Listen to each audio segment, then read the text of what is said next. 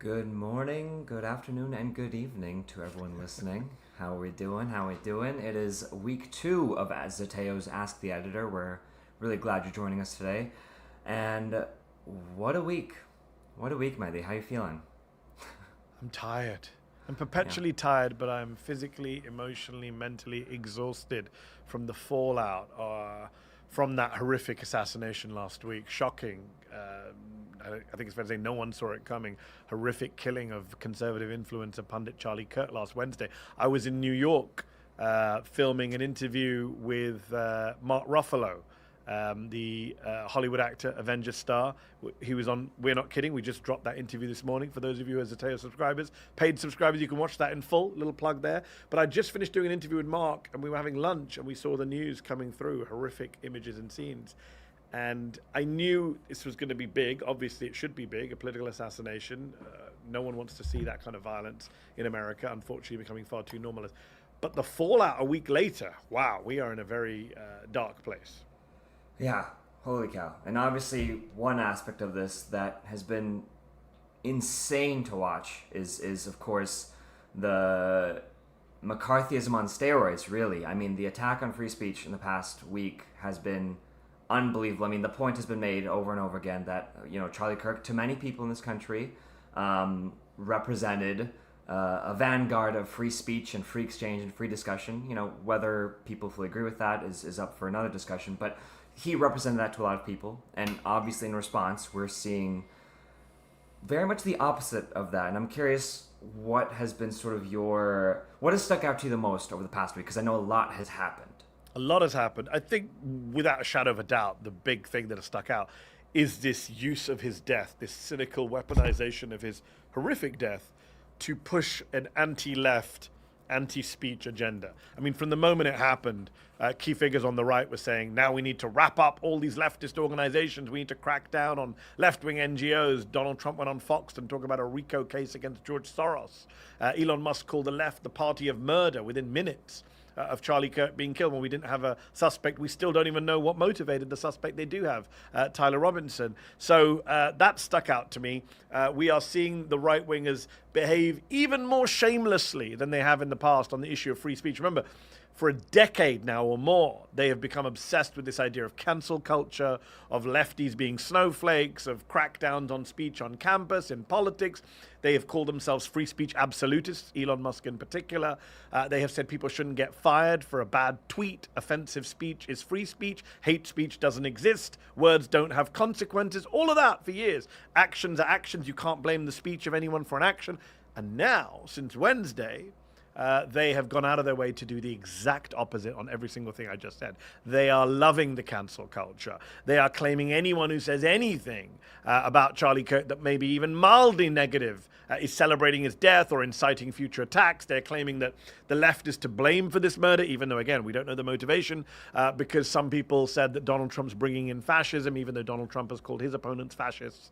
The hypocrisy is astonishing, and we're seeing them set up a database, Prem, of 20,000, 25,000 names of people who apparently celebrated his murder. When you look at the examples, they are filled with people who say, we condemn political violence, we're against murder, we just don't think Charlie Kirk was a good guy. But apparently that now is celebrating murder. You can't criticize, no speaking ill of the dead, apparently, even though they're happy to do it when it's someone they don't like.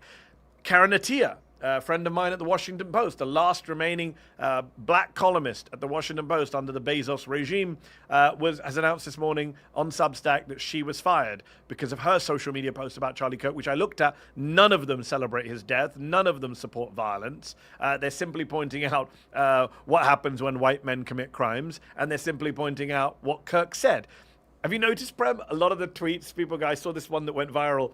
They're like, this soldier, he said something mean about Charlie Kirk. And you look at the post, the soldier said nothing. It's just a collection of Kirk quotes. It's what we did on Zateo on Friday. We published a piece saying Charlie Kirk in his own words. No words from Zateo. They're all his words. So apparently now it is disrespectful to Charlie Kirk to quote Charlie Kirk. It's remarkable. It's also bleak because that reminds me of in the aftermath of, again, his horrific killing that, to be clear, none of us support. It's horrible. It's terrible.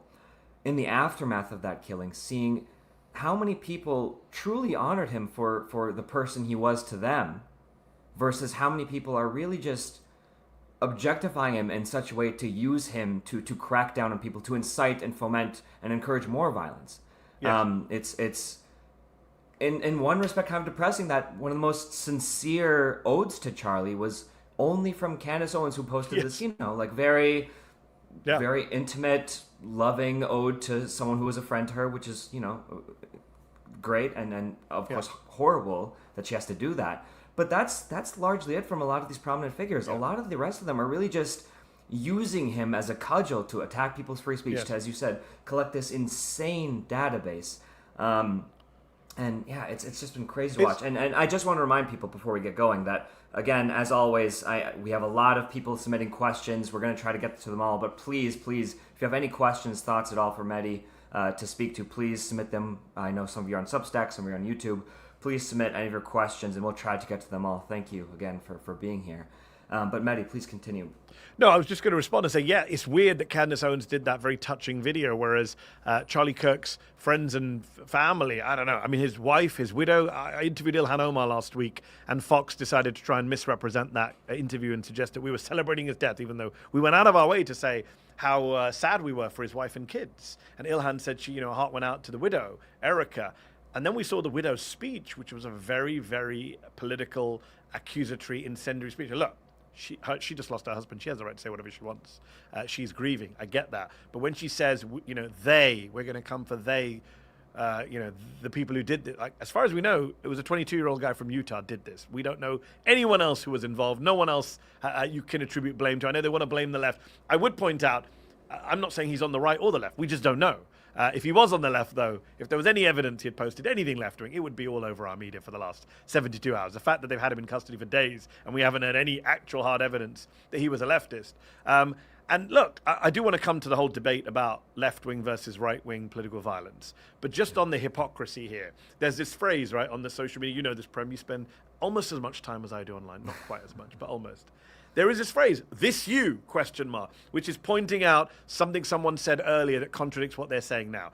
It has been a glorious week for this you, because every Republican politician, commentator, you just find in 2 seconds the exact opposite of what they're saying now. You have people like Matt Walsh saying, oh my God, we should destroy everyone. If you celebrated a death, if you said something about Charlie, you should be driven out of society. And then you find a tweet from Matt Walsh saying nobody should be fired over an offensive or controversial tweet. Don Jr., went on TV and said, if you call people fascists, you're putting a target on their heads. I found multiple tweets within minutes, which I shared, of Don Jr. calling people fascists, Democrats, fascists. So the this you hypocrisy phenomenon is there. I would say they're shameless, but, we already know that. It's very hard to shame the shameless. But that is the phenomenon we have been seeing right now.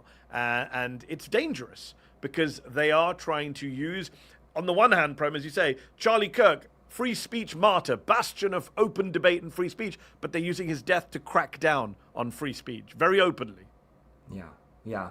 And to that point, when you talk about Republican hypocrisy on a range of issues, particularly with speech, there's this issue where it comes up where it's like, well, does that mean, those on the left didn't honor these traditions of free speech and cancel culture before? I think, we can have that conversation. But I think the issue is that it's not just a double standard of when free speech principles apply and don't apply. It's that, generally speaking, it's also about power. It's about who in prominent roles are following principles and who are not, versus just a random person on the internet. And this comes to this conversation about political violence on both sides, in terms of who's committing the political violence, but also who is tolerating and encouraging it overall. And I think that issue, is really where we get into revealing that this isn't just a double standard, but something much worse. And I'm curious if you could speak to, this narrative about political violence on both sides. It's such a good point, because you have some centrists saying, oh, this is wokeness on steroids. This is what the left did, the right's now doing. Actually, the left never did this. Let's just be clear. Don't accept the premise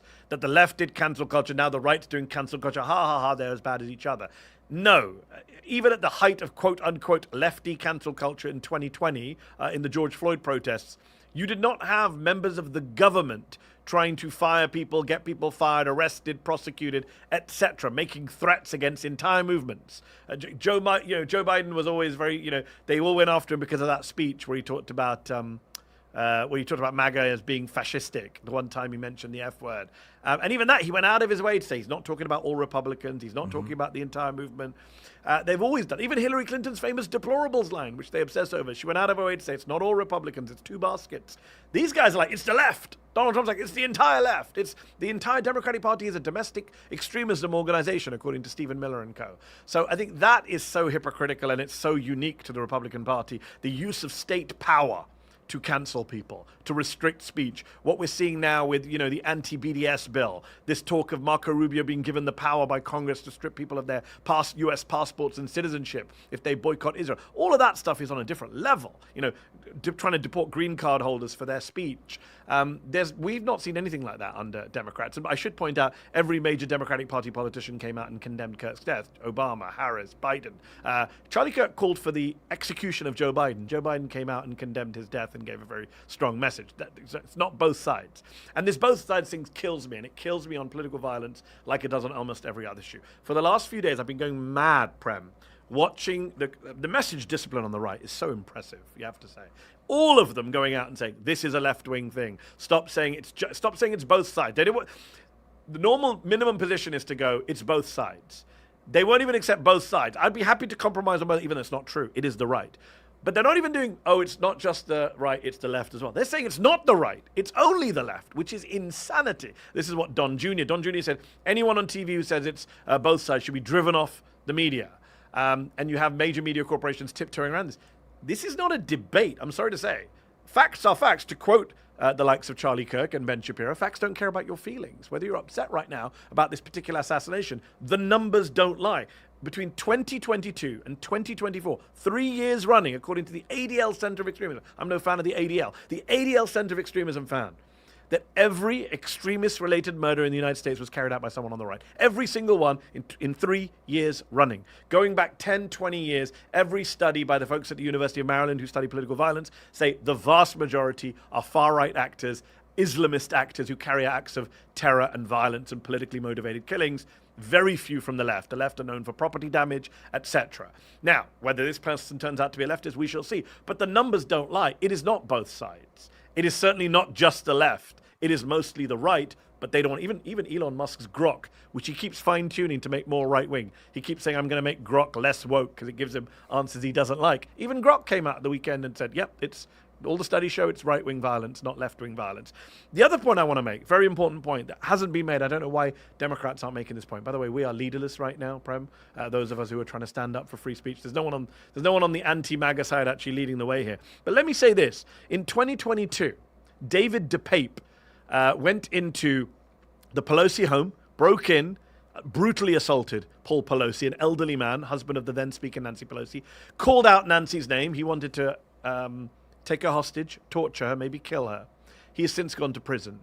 When David DePape was arrested, Charlie Kirk went on his show and said, I'm quoting directly, "Why is he still in jail? Why has he not been bailed out? By the way, if some amazing patriot out there in San Francisco or the Bay Area wants to be a midterm hero, someone should go bail this guy out. Bail him out and then go ask him some questions." Now, I would say to you, Prem, can the right, here's a challenge to anyone watching this on YouTube, on Substack, wherever you're watching this, on social media. Can anyone on the right show me a single person on the mainstream left, the equivalent following of a Charlie Kirk, Young Turks, Majority Report, Zeteo, Drop Site, Intercept, MSNBC, the New York Times, the Washington Post, New Republic, Mother Jones, The Nation. Find me one person who has said Tyler Robinson should be bailed out by a left-wing hero. Has anyone said that? Has anyone on the progressive liberal left side said that this guy, the alleged killer, should be bailed out? I've not heard a single person say that. So when people say both sides or it's the left, no, it is very much the right. Kirk himself personified the endorsement of political violence when you simply look at what happened on the Pelosi. Again, I'll add this in because Sean Hannity clipped me last time I spoke about this. I'll add it in quickly before they clip me out, Fox, when they put this clip on. We're all condemning what happened. No one is defending what happened to Charlie Kirk. What happened to Charlie Kirk was inexcusable. No one deserves to be killed for their speech. There is no justification for political violence. But if we're going to talk about the kind of who's endorsing, who's amplifying, who's legitimizing this stuff, it is the right, and it is sadly people like the late Charlie Kirk. Yeah. If anything, those critical thoughts that people might have in wake of horrific killings like Charlie Kirk's about the way that some of these figures can foment this violence, that is grounded in a humanist impulse to not want any of these killings to happen. Yep. The whole point is that some of us can condemn and hate this hate wherever it comes from, because we have a different affirmative vision of where we could be instead. On that note, very quickly, on that note, there's this fantastic pastor in D.C. I'm just trying to pull up where I saw it. Here we go. There's the pastor in D.C. who said on Sunday, Pastor Howard John Wesley at the Alfred Street Baptist Church in D.C., he said in his sermon on Sunday, "There is nowhere in the Bible where we are taught to honor evil, and how you die does not redeem how you lived. You don't become a hero in death when you are a weapon of the enemy in life." The point being is that we can all condemn what happened to Charlie Kirk. Murder is always inexcusable. Political violence is always indefensible. But if you're a victim of murder or a victim of political violence, the very fact that you're a victim of that violence does not make you automatically a good person, right? We all still get to have our views of that person. The fact that someone was good or bad and then is killed doesn't change whether they were good or bad.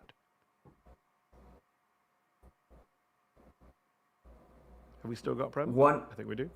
Yep. One other aspect that you were speaking to earlier in one of your answers was how much of this comes from the issue of Israel and Palestine. How much, again, as always, so much of the issues that we face comes from how we view Israel-Palestine. Of course, these anti-speech laws, from these anti-BDS laws that are so specifically focused on Israel-Palestine. And it reminds us, of course, what we've seen over the past 2 years in terms of how especially immigrants and people who are visiting this country feel scared to speak out. And Bilal, the data guy from YouTube, he asks us quite candidly, he's an immigrant to America who's here on a visa, and he always feels so scared about what to say and what not to say, especially to colleagues at his company.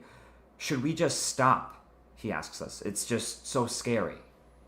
Yeah, it's a great question. I got asked this recently at Georgetown when we did the screening of our Gaza Doctors film. An Indian student in the audience said, I want to speak out, but I'm worried about my student visa. I'm worried about what they'll do to me. I mean, this is sad. It really breaks my heart in the United States, people saying we can't speak out because of our immigrant status. That's insane. By the way, the First Amendment covers immigrants, right? That's settled constitutional law, despite what some on the right might want to claim. There's not an exception.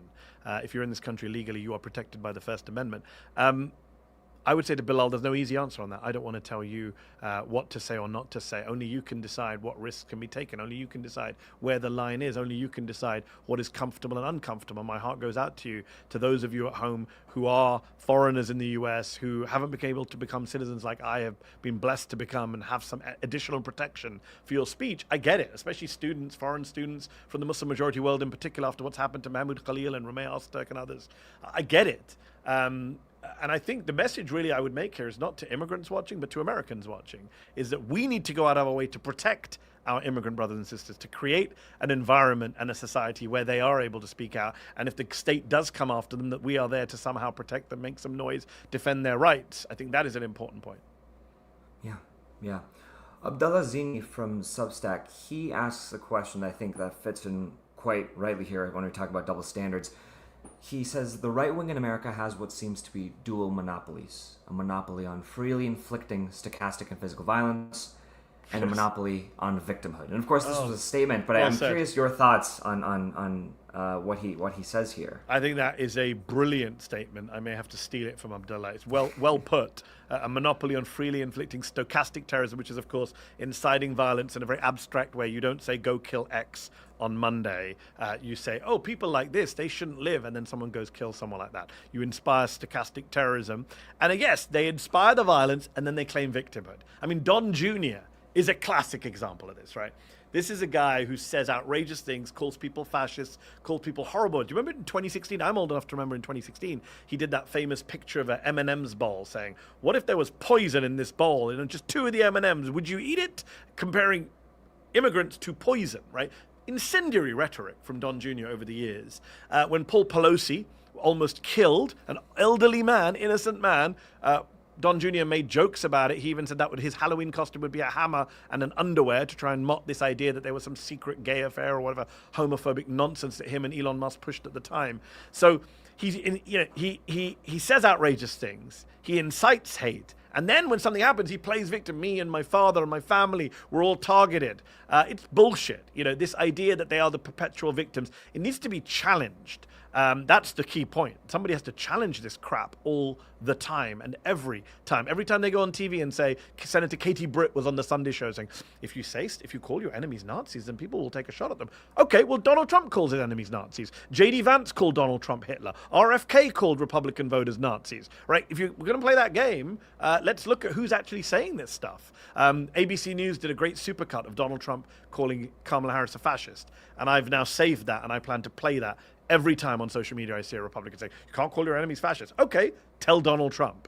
So the perpetual victim, and it's not just on political violence, it's on everything, right? Did you see the other day Trump said, Prem, I'm never going to go to Baltimore. That's a hellhole.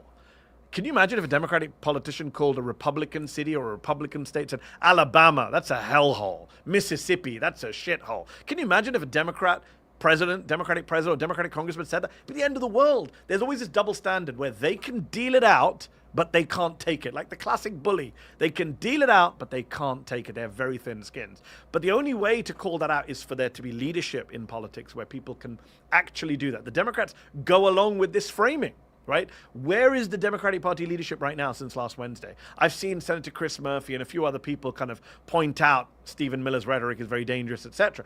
But where is it, where, as usual, dare I ask the question, where are Chuck Schumer and Hakeem Jeffries? AWOL, as usual. Where is the leadership of the Democratic Party at a time like this to come out and say, how dare you? How dare you politicize the death of Charlie Kirk? How dare you accuse us of being responsible for it when you're the ones who push political violence? You're the ones who incite hate. You're the ones who tried to overturn a Democratic election. Your president referred to us as vermin and enemies within and said he would stick the military on us. How dare you? Right? Where are they saying that? I don't see the Democratic Party leadership actually challenging this narrative, and the right move very quickly, Prem. They've already, in the space of a few days, solidified this idea that political violence comes from the left, that left-wing organizations are inciting hate, that the only people who call their enemies Nazis and fascists are the left. All of that is being quickly solidified by the right because, as usual, the liberal left have left a vacuum, and nature abhors a vacuum. Yeah, perfectly put. And again, in the absence of any of that affirmative leadership, you get this background radiation too, where there are NFL stadiums across the country doing moments of silence for someone for whom, again, like connected to a lot of people in this country, but is essentially at the end of the day a media figure. He was not a politician. He was not a public official. He was a literal saint, according to one conservative I saw online. Yeah. So this background radiation then leads to this calcification of who he is or is supposed to be taken to millions of people in this country, and therefore then these subsequent and secondary assumptions about who's causing this violence are baked in too, and it's horrific to see. You talk about how many years some of this hypocrisy has been going on, and how long some of this fomenting of violence has gone on. Bobby Bacala, which is an incredible name, good job. I love the name. Yes, from Substack.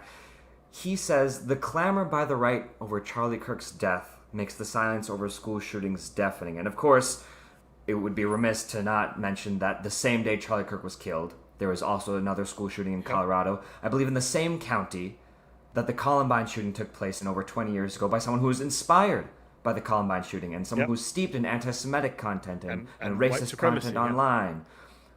How do you view those things in tandem? That on one hand, this horrible assassination can happen that, of course, millions of people connect with, but at the same time, the rest is just assumed as another day in America. And not just another day in America, another day in America for over 20 years, where we can have a Columbine 26 years ago and an attempted Columbine 26 years later and dozens of Columbines in the middle of that. How do you react to that? With no real preventive action taken in that period, right? With the gun laws are pretty much similar. In fact, worse in some ways than they were 26 years ago.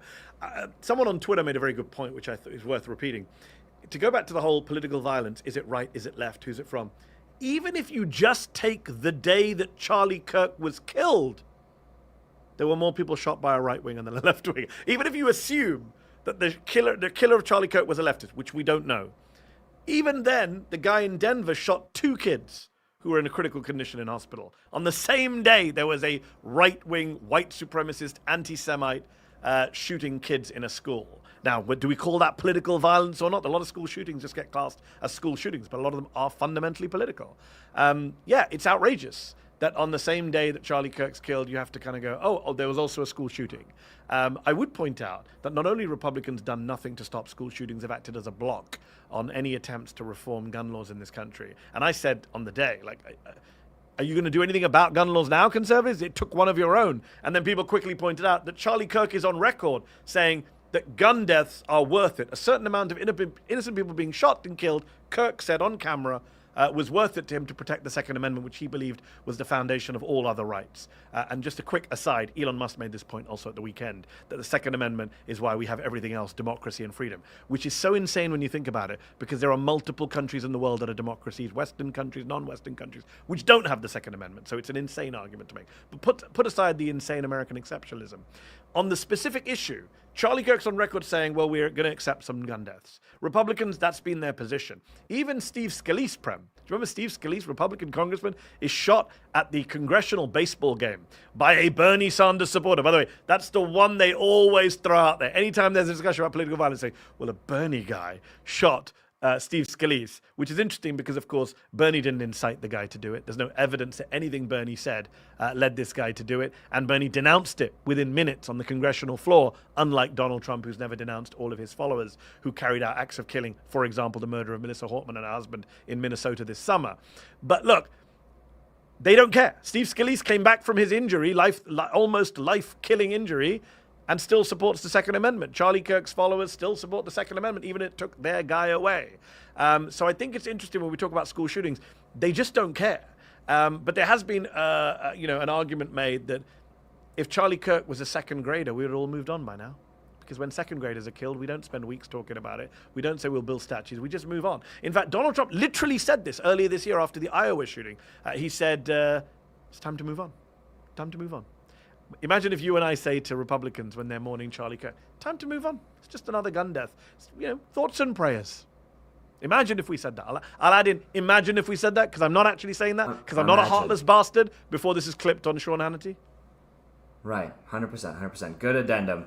I mean, just one final point on that too is for those who saw the footage, it's horrible, it's horrific. If you haven't seen it, you definitely be careful. Imagine that footage for hundreds of kids in the past few decades. Imagine that footage 20,000 times, again, just for kids in Gaza. Yeah. I mean, the image of Charlie alone was horrific. And that alone should inspire some sense of reflection of never letting that happen again. But that means for anyone. Well, as one writer has pointed out, Jasper, who writes for us, as he pointed out on his Substack, it's a tale of two American snipers in the last week. You have an American sniper kill Charlie Kirk, which we all condemn, and he has now been arrested and will be prosecuted if this guy is the guy. And then you have an American sniper who went from Illinois to Gaza to shoot innocent teenagers, as The Guardian pointed out in a recent investigation. That's the real tragedy here, is that we are normalizing violence abroad. We've normalized violence at home, but at home we still take the baby steps of trying to prosecute some of the killers, especially if the victim is a right-winger. Obviously, all the January 6th violent extremists were pardoned by Donald Trump with Charlie Kirk's encouragement. But yeah, it is a tale of how we treat deaths in different places. If you're in an elementary school and you're gunned down by a mass shooter, Republicans don't care. If you are being killed by an Israeli sniper from the United States in Gaza, Republicans, including Charlie Kirk, don't care. But if you're Charlie Kirk and you're shot and killed, we must all stop what we're doing. And not only must we not criticize Kirk, we must celebrate him as the greatest modern American. You have the Dallas Cowboys putting him up on screen, the New York Yankees doing a moment of silence. You have people talking about building a statue for him in Congress. Insanity here. Guy was a conservative pundit. It's very sad that he's dead. No one should be killed for their views. It is outrageous that someone murdered him in broad daylight. But he was a conservative pundit who said awful things. And by the way, you'll notice in all of the obits that his own side are doing for him, all the tributes, even Candace Owens, even the touching tributes, none of them are playing any of his words from his shows. Wonder why? There you have it. We have two quick questions that I want to make sure we get. I know we're running on time here. Again, thank you everyone for sharing your questions. We're always going to try to get to as many as possible. One aspect of this that we've talked about, again, with regards to the reverence of Charlie Kirk, is this idea that he was the vanguard of free speech, open discussion, open dialogue. Daniel Paul from I believe, YouTube, yes, YouTube, he brings up that Ezra Klein said that Charlie Kirk was, quote, practicing politics the right way. Is it time for Mehdi to debate him to challenge the liberal centrist soft peddling of these fascist times? Yeah, I was very depressed by that, Ezra Klein, please. I like Ezra. I don't share all his views, but we do agree on a lot of things, especially on the fascist threat to the US. Ezra wrote a brilliant piece. Ezra, yeah. I got to talk, Ezra Klein, I've been on his show, he's been on my show. I did call him out on Twitter, and very politely, I said, look, I don't want to get into a fight. It's a genuine question. Yeah. When Charlie Kirk said I should be deported as an American citizen because he didn't like a monologue I did on MSNBC about COVID, when I did a monologue saying shutting down schools was the right thing to do during COVID, he didn't say, Mehdi, you're wrong. I will debate you and prove you're wrong. He said, who is this guy? Get him out of the country, revoke his visa. That's the free speech champion, Charlie Kirk. And I asked Ezra, was he practicing politics the right way when he tried to threaten me with a deportation because he didn't like what I had to say? I'm not sure that's the right form of politics. When he was suggesting Joe Biden should be executed, as he did, was that practicing politics the right way? When he talked about using rubber bullets on innocent migrants at the border, was that practicing politics the right way? These are all things Charlie Kirk said, by the way, all on the record. By the way, Prem, there's a new thing where if you quote Charlie Kirk, it's like, oh, it's a made-up quote. No, here's the quote. Oh, it's out of context. All the things they used to attack the left and Muslims for doing when there was a controversy over a quote, they're doing. Yeah, I mean, I'd happy talk to Ezra about this because a lot of people were upset by that column. And the great irony is the week before, Ezra wrote one of the best columns of the year, in my view. He wrote a piece in the New York Times about how we cannot normalize fascism and how the Democrats shouldn't work with the Republicans to extend the government or prevent a government shutdown. They shouldn't do anything to normalize Republican fascists.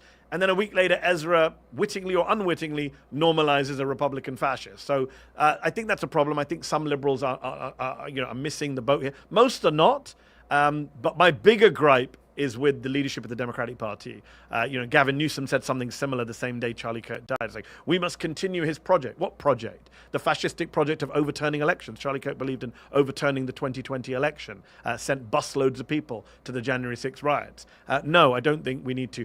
I don't understand why liberals can't just say, I hate political violence, I condemn this killing, but I'm not going to praise the guy. I don't understand this weird, it's a weird American thing too, I have to say, as an immigrant myself, where somebody dies and suddenly it's a clean slate. It's kind of hagiography, not journalism. Chris Cuomo, someone I used to go on his show. I don't go on his show anymore. Doesn't invite me. He was attacking me on social media, me and Ilhan Omar, saying, you disrespected the dead. What do you mean disrespected the dead? We should be able to speak about a dead person's legacy and record. It's called an obituary. Public figures are not private figures. They're not held to the same standards. When a public figure does, when I die, I expect people on the right and left to say, he was amazing, he was horrible, he was great, he was bad, to go through things I said that I got wrong. I've got many things wrong, things that I got right. Like, that's normal. That's not abnormal. And by the way, I would also throw in, if Louis Farrakhan died tomorrow, I'm pretty sure Chris Cuomo and Don Jr. and all these people would be going through all the awful things they think Louis Farrakhan said, all his anti-Semitic remarks, etc., etc., etc. And they would be well within their rights to do so because Farrakhan's a public figure. When he dies, we should be able to go through his life legacy. Same with Charlie Kirk, same with anyone else. The nature of your death is irrelevant to your political legacy. It's horrific the way he died. And he shouldn't have been killed in that way, for the 100th time, let us say that. But that doesn't mean I'm now suddenly going to go, Charlie Kirk, what a great guy. No. Yeah. There's this weird conflation between the act of violence and the act of killing and then one's personhood. And truly, to fully respect one's personhood is to treat them as you would a person, which is to say you see every part of them and you don't fetishize or sanitize or do anything to not show what someone fully was. And to be clear, once again, George Floyd died, and that didn't stop Charlie Kirk from calling him a scumbag. Yeah. I'm not calling Charlie Kirk a scumbag, but that's what he said about George Floyd. Yeah. So, once again, it's something that's horrific to us. We can humanistically, clearly, comfortably see violence clearly and deplore it and detest it and want to create a world where there's less of it. And that's where we're planting our flag. A final question. By the way, when Go you ahead. said that, I smiled, and then I realized I shouldn't smile because the other day they clipped a still image of me and Ilhan Omar smiling about something and said, "You're smiling about the death of Charlie Kirk." These people are such bad faith bullshitters, by the way. I guess one other note I just want to add before we close out, before our final question, which is very much easier and lighter, is that I can understand people who miss this sense of open or free speech, or this sense that, you know, they get too nervous to be in a place where they feel that they can openly share their views. And I understand that maybe Charlie Kirk scratched that itch for you. But hopefully it can be clear that there are honest operators and brokers with regards to open debate and discussion and argument, and I think we want to be a place like that where we can bring people in.